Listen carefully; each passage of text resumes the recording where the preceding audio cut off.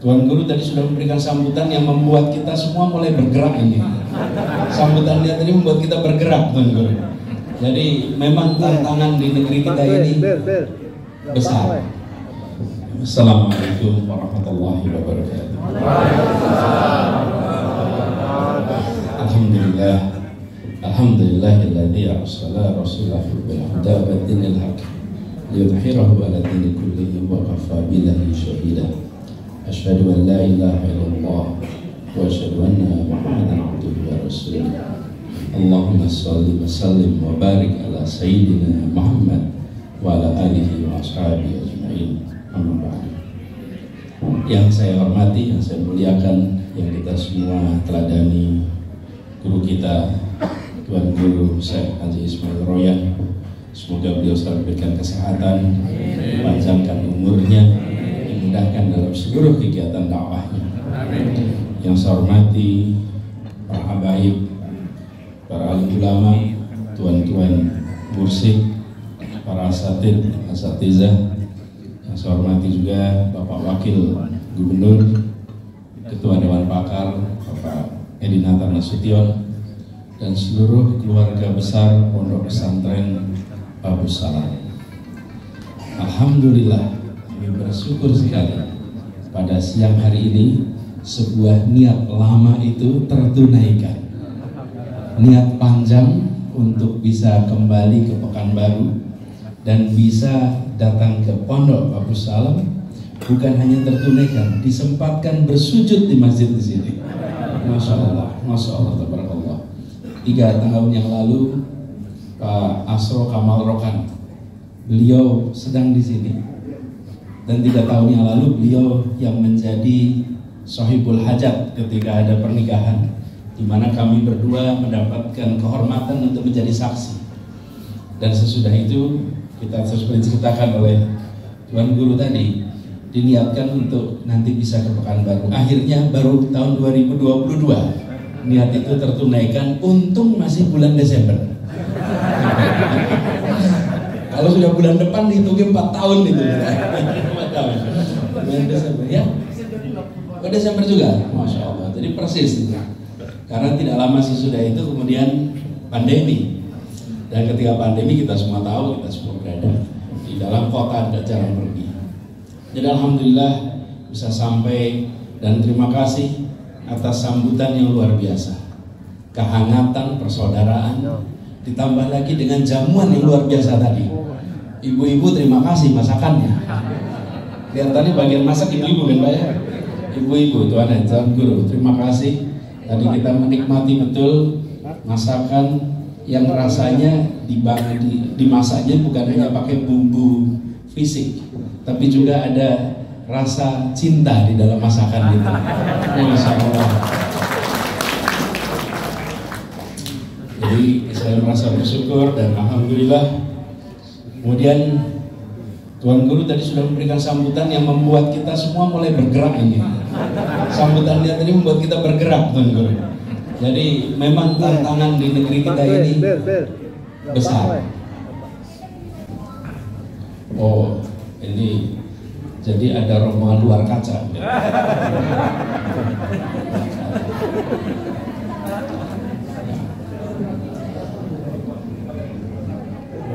Ini bukan arus bawah, ini arus belakang. Jadi Bapak Ibu, tantangan itu besar. Kami ketika bertugas di Jakarta, tugas itu diembankan tanpa kami pernah menduga sebelumnya. Karena saya sebelumnya bertugas di bidang pendidikan, dan kemudian ceritanya panjang, tapi singkat cerita Allah takdirkan untuk mengurus Jakarta. Dan dalam mengurus Jakarta itu saya selalu setiap berjumpa, kemarin juga ketika jumpa dengan Tuan Guru saya sampaikan, beri kami doa, kirimkan kami doa, beri kami nasihat. Dan doa itu kami rasakan betul ketika kita menjaga amanat di Jakarta. Tantangannya besar, banyak. Di Jakarta itu urusan yang besar bisa hilang, urusan yang kecil bisa jadi besar. Betul. Perusahaan kecil bisa jadi besar, bisa dibicarakan di mana-mana. Sebenarnya remeh-temeh, tapi bisa besar sekali. Tapi ya itulah Jakarta. Dan jalankan amanat itu, alhamdulillah amanat itu tuntas 2 bulan yang lalu. Atas izin Allah tuntas dan insya Allah semua yang direncanakan bisa ditunaikan. Berkat kiriman doa oleh pribadi-pribadi yang kami tak berjumpa, dari tempat-tempat yang kami tak pernah datangi, di waktu-waktu yang kami tak pernah duga, tapi kiriman doa itu kami rasakan di Jakarta. Setiap kali kami ketemu dengan situasi di mana kesulitan itu membesar, di mana terasa seperti akan berujung kepada kebuntuan, Allah kirimkan jalan keluar dari pintu-pintu yang tak terduga. Allahu Akbar. Dan itu nyata. Saya bisa ceritakan kasus satu persatu. Banyak sekali yang kami rasakan. Karena ini disampaikan dengan rekaman, jadi saya mengurangi dosis ceritanya. Karena kalau diceritakan semua dalam rekaman nanti bisa viralnya ekstra. Tapi semua saya rasa bisa menangkap seperti apa yang kita rasakan di Jakarta ini. Tapi alhamdulillah itu lewat. Dan menjelang lewat 2 minggu sebelum kami selesai tugas, Partai Nasdem mengambil keputusan yang tidak pernah kami duga juga sebelumnya, bahwa di bulan Oktober, Pak Asro saya rasa bisa bersaksi sebagai orang bukan di dalam lingkar ini, tidak ada yang mengira di Jakarta bahwa Partai Nasdem mengambil keputusan untuk mencalonkan sedini itu, secepat itu, dalam situasi yang nanti biarkan sejarah menceritakan lengkapnya peristiwa. Hari ini belum jadi sejarah, biar nanti tahun-tahun ke depan menjadi sejarah. Hadir bersama kita di sini Pak Sugeng Suparwoto, beliau salah satu saksi utama di dalam proses pengambilan keputusan itu, yang besar dan punya konsekuensi yang tidak sedikit. Kemudian kami dapat amanat baru. Amanat ini yang sekarang sedang kami emban. Kita mengikhtiarkan sebagaimana dulu di Jakarta. Yang kita ikhtiarkan di Jakarta itu hanya melaksanakan satu kalimat, menghadirkan keadilan sosial bagi seluruh rakyat di Jakarta. Itu. Banyak sekali urusan yang kita hadapi tanpa kita sadari tidak adil. Cuma karena sudah dipraktekkan lama, sehingga kita tidak merasa itu sebagai masalah.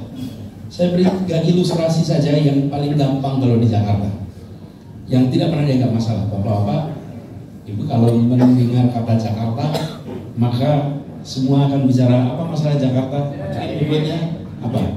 Banjir, apalagi macet, terus udah itu langsung. 3 itulah kira-kiranya. Tapi kalau tanya sama keluarga, di keluarga ini apa masalahnya? Mereka pasti akan bilang nomor 1 biaya hidup, Pak. Biaya hidup nomor 1. Nomor 2 lapangan kerja, Pak. Nomor 3 biaya kesehatan, Pak. Nomor 4 pendidikan.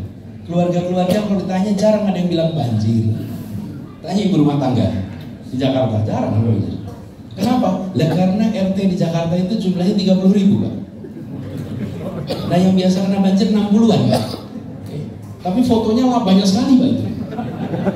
Seperti 30.000 ini kena banjir semua, Pak. Mbak, kalau macet, semua keluarga di Jakarta kalau ditanya, ya tinggal di Jakarta ya pasti.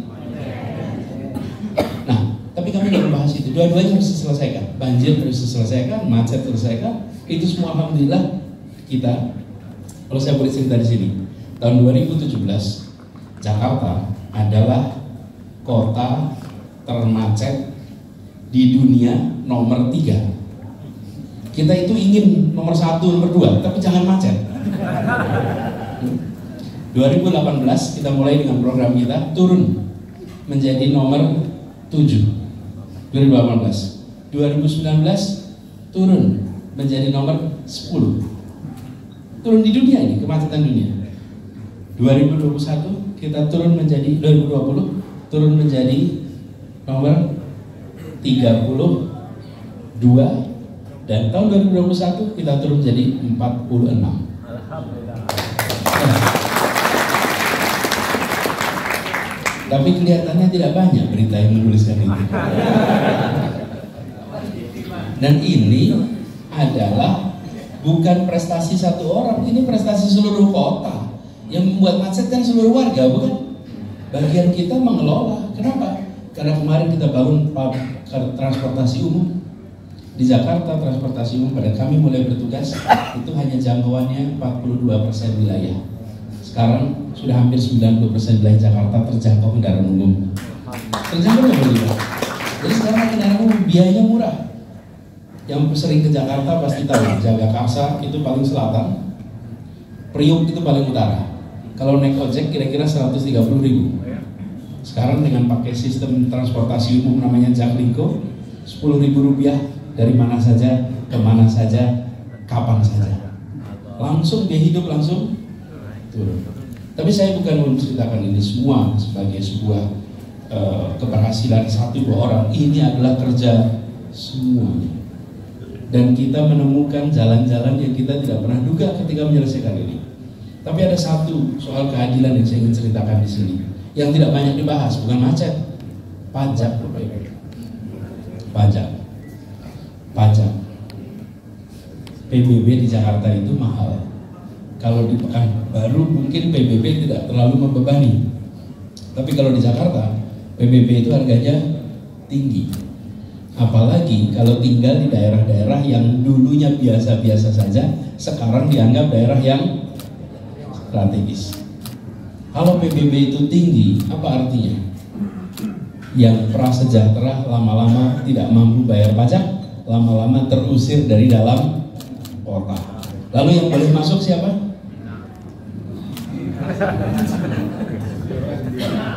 Jadi Bapak Ibu, kebijakan pajak ditinggikan itu kata sopan untuk mengatakan mereka yang di bawah silakan keluar dari Jakarta. Caranya PBB-nya dinaikkan terus. Alhamdulillah kemarin itu berhasil dihentikan. Jadi PBB Jakarta itu stabil. Saya beri ilustrasi Pak, kalau PBB mahal itu. Rumah mantan gubernur DKI namanya Ali Sadikin, itu PBB-nya setahun 180 juta. Nah, jadi kebayangkan gede itu. Besar. Jadi pajak itu bukan yang kecil. Jangan dibayangkan seperti 400.000, 500.000, tidak terasa, juta. Dan itu terasa di seluruh warga. Harga mahal terasa. Alhamdulillah kemarin kita buatkan sehingga di Jakarta itu sekarang rumah tinggal hanya 15% yang bayar pajak. 85% penduduk di Jakarta tidak harus bayar pajak bumi dan tanah. Supaya yang di bawah tidak terusir. Jadi 85% penduduk dengan nilai 2 miliar ke bawah semuanya nol pajak. Nol. Nah sebelum itu sudah dimulai, semua guru bebas PBB Jakarta, semua guru, semua keluarga pahlawan bebas PBB. Karena kalau tidak keluarga pahlawan itu rumahnya banyak di Menteng, Pak. Bayangkan rumahnya di Menteng, kakeknya pahlawan, cucunya terusir dari rumah dari tanah yang diperjuangkan oleh kakeknya. Bagaimana rasanya kalau kita lihat rumah Bung Hatta di tepi jalan di Ponorogo, lalu keluarganya harus bayar pajak, angkanya fantastis. Lah Bung Hatta itu yang memperjuangkan kita merdeka. Bagaimana negeri ini tidak memikirkan hal-hal seperti itu? Saya beri ilustrasi saja. Ini hal kecil-kecil yang kemarin di Jakarta kita bawa. Sekarang kami dalam misi baru untuk Indonesia. Karena itu doakan agar misi membawa keadilan sosial ini bisa kita laksanakan untuk Indonesia. Bismillah nanti dimudahkan perjalanan ini. Jadi kami hadir di Pondok Pesantren Babus Salam ini, satu silaturahmi, menunaikan yang sudah menjadi rencana, yang kedua berharap mendapatkan nasihat, dan saya tadi mendapatkan nasihat dari beliau. Tiga pesannya. Satu, ikhlas. Dua, sabar. Tiga, istiqomah. Doakan